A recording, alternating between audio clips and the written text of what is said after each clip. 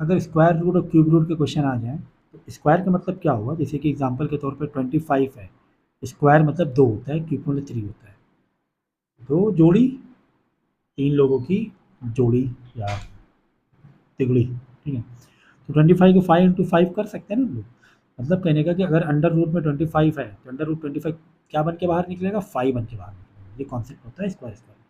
जैसे 36 है, 36 क्या बन के निकलेगा बाहर भाई, 36 की स्प्लिट करोगे 6 इंटू 6 में, सेम नंबर से स्प्लिट करना होता है। स्क्वायर मतलब 2 ये बनाने होते हैं, तो एक नंबर से वो कट जाता है, बचेगा 6।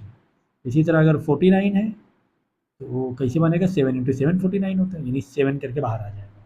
अगर रूट के अंदर 49 लॉक्ड है, 7 बन के बाहर निकलेगा, तो वही तुम्हें नंबर दिया जाएगा। अब ये तो ईजी नंबर है, तो बचपन से याद ही है हम लोगों को। अगर कोई बड़ा नंबर दिया जाएगा तो कैसे करना होता है, ठीक है। इसी तरह क्यूब की बात करें, 3 पेयरिंग होती है। जैसे एग्जाम्पल के तौर 125 अंडर क्यूब मतलब ऐसे 3 लगेगा, यहाँ पे 2 छुपा रहता है, ये क्यूब ऐसे 3 जरूर दिया होगा।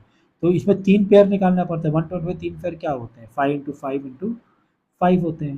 तो 5 इंटू 5 इंटू 5, ये 3 लगाना जरूरी है क्यूब यहाँ पर। तो एक 5, 2 5 से क्यूब कट जाएगा, एक 5 निकलेगा बाहर। 125 का अगर क्यूब रूट हो तो 5 निकलेगा, स्क्वायर रूट नहीं, क्यूब रूट। और 25 का स्क्वायर रहेगा तो 5 निकलेगा। तो इसमें 3 पेयरिंग वो चाहिए, इसमें 2 पेयरिंग। तो ये सर कैसे पता चला 3 बार ऐसे आ रहा है, तो एलसीएम वाला तरीका याद रखो। एलसीएम वाले तरीके से पता चलता है। जैसे 125 है, 2 से जाएगा नहीं, 3 से जाएगा नहीं, 4 5 से जाएगा, तो 5 2 10, यहाँ बचा 2, 12 से 10 माइनस करो मेंटल मैथ, 25 5 आएगा। फिर 5 से करोगे 5 आएगा, फिर 5 से करोगे 1 आएगा। तो वो 3 बार 5 निकल गया ना, 5 इंटू 5 इंटू 5 तो 125 होता है, तो इसका क्यूब रूट 5 होगा 125 का, ठीक है। तो अगर कोई, वही मैं बोल रहा हूँ, अगर कोई आड़े तेरे नंबर हैं जो हमें नहीं पता है, तो वो कैसे पता चलेगा। तो एग्जाम्पल के तौर पे अब जैसे कि यहाँ पर 81 है, ये 27 है। अब 27 पता है 2 से जाएगा नहीं, 3 जाएगा, तो 3 9 से 27, फिर 3 से 3 3 था, फिर 3 से 1, यानी 27 का जो क्यूब रूट होगा वो 3 होगा, ठीक है ना। तो इस तरह पेयरिंग निकाली जाती है। अब जैसे 361 कह रहा है किसका स्क्वायर है, 361, कुछ के नंबर है ना थोड़े अलग होते हैं, वो प्राइम नंबर बेस पर होते हैं। उनको इस तरह स्प्लिट करके करोगे, 2 3, 3 से जाएगा नहीं, 4 से जाएगा नहीं, 5 से जाएगा नहीं, 7 प्राइम नंबर चेक करो, 7 से भी नहीं जाएगा, 9 तो प्राइम नंबर नहीं है, 11 से 33, 3 नहीं जाएगा, ठीक है।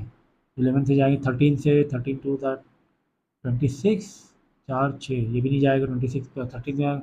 फिर 17 चेक करो, 17 कैसे चेक करो, 17 इंटू 17 में जब करोगे 7 से 49 9 आएगा ना आखिरी में, यहाँ पे 1 है ना।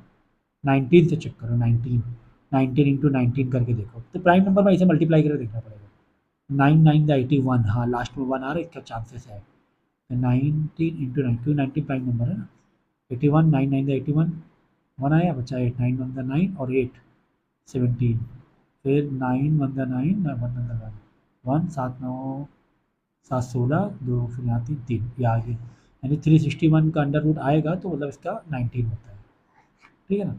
तो इस तरीके से अगर कोई ऐसे नंबर आ गए जो किसी से एलसीएम नहीं जा रहे हैं, तो मतलब प्राइम नंबर बेस पर होगा वो। मतलब 5 6 7 तक के चेक कर लो भाई, 2 से तो जा नहीं रहा, इवन आउट से पता चलेगा, ऑड है तो 2 से जाएगा ही नहीं। 3 से चेक करोगे, 5 के लिए तो भाई फिर इवन नंबर चेक ही मत करो, ऑड है तो इवन नंबर तो जाएगा ही नहीं। तो आपने 3 से चेक किया, अब 3 से 3 6 9 9 1 10, टोटल सबका 10 आ रहा है, मतलब 3 से नहीं जाएगा। क्लास 4th में हमने डिविजिबिलिटी रूल पढ़ा था, नहीं 3 से चेक कर लेने का। 5 से जाना नहीं, 5 के लास्ट में 0 और लास्ट में 5 होना चाहिए। और इवन नंबर 7 से चेक कर लो, फिर 8 9 भी प्राइम नंबर नहीं है, 11 से चेक कर लो, 13 से चेक कर लो, फिर डायरेक्ट 17, फिर 19, फिर 23, ठीक है। ऐसे प्राइम नंबर से तुम्हें चेक करना पड़ता है,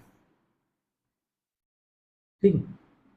तो इस पर क्वेश्चन आते हैं, और स्क्वायर क्यूब रूट बताना रहेगा। तो वो आप इस तरह पेयरिंग निकाल, एलसीएम वाले तरीके से बड़े नंबर जैसे होते हैं। ये 1664 का स्क्वायर रूट मांग रहा है। अब इसमें दूसरा भी एक तरीका है जहाँ पे डेसिमल वाले होते हैं, अभी वो तरीका हम फिलहाल नहीं बताएंगे, उसका लेक्चर मैंने पहले ही दे दिया। 1664, अब यहाँ पेयरिंग निकाल के देखो, तो 2 से क्या, 2 8 ज़ा, 2 3 ज़ा, 2 2 ज़ा, फिर 2 से करो, 2 4 ज़ा, 2 1 ज़ा 2, फिर यहाँ 1 बचेगा, 2 6 ज़ा, फिर 2 से करो, 2 2 ज़ा। अब यहाँ पे 16 हो रहा है, तो यहाँ पे ध्यान रखना 1 से यहाँ पे 2 टू द 4 हो गया, यहाँ 1 बच रहा है तो 1 से 2 से जा नहीं रहा, पहले 0 बढ़ाओगे, पहले 0 याद रखो। हाँ, डिवाइड करने के रूल 2 3 द 6। अब 2 से 3 2 3 5, 3 से जाएगा नहीं, 7 से 7 में 14 6 7 से जा रहा है, 7 से 4 मैंने चेक कर लिए। अब कुछ चीज़ें प्रैक्टिस से होती है। 7 टू द 14, यहाँ बचेगा 6, 7 9 द 63, 7 टू द 14 6 बचा, 29 तो तुम्हारा प्राइम नंबर हो गया। तो ये वाला है ना, इस तरीके परफेक्ट स्क्वायर नहीं है, मतलब ये डेसिमल वाला है, ये डेसिमल वाला है, तो इसको इस तरीके से तुम नहीं कर सकते। अब डेसिमल वाला जो होते हैं, इसका मतलब इसका जो भी आंसर आएगा वो डेसिमल में समथिंग आएगा, ठीक है ना। तो डेसिमल वाला इस तरीके से एलसीएम वाले तरीके से नहीं कर सकते, उसका एक प्रोसीजर ही अलग है, वो आपको थोड़ा डिटेल में समझना पड़ेगा, थोड़ा लेंदी प्रोसीजर है, ठीक है। तो अब भाई है ऐसा तो क्या करें, वो आपको लेंदी है तो वो लेंदी है, तो उसके लिए तो फिर हम कुछ कर नहीं सकते हैं, ठीक है। जहाँ पे परफेक्ट वाली बात थी तो परफेक्ट वाला मैंने इजी बता दिया, तो वो तो फिर आपको समझना पड़ेगा, ठीक है। तो फिलहाल ये थोड़ा सा मैंने छोटा सा जो समझाया है उसको समझ लो, बाद में इसका डेसिमल वाला लेक्चर चाहिए, जो दूसरा जो मेथड होता है उसमें फिर आपको 2 दिन लगेगा सीखने में कम से कम।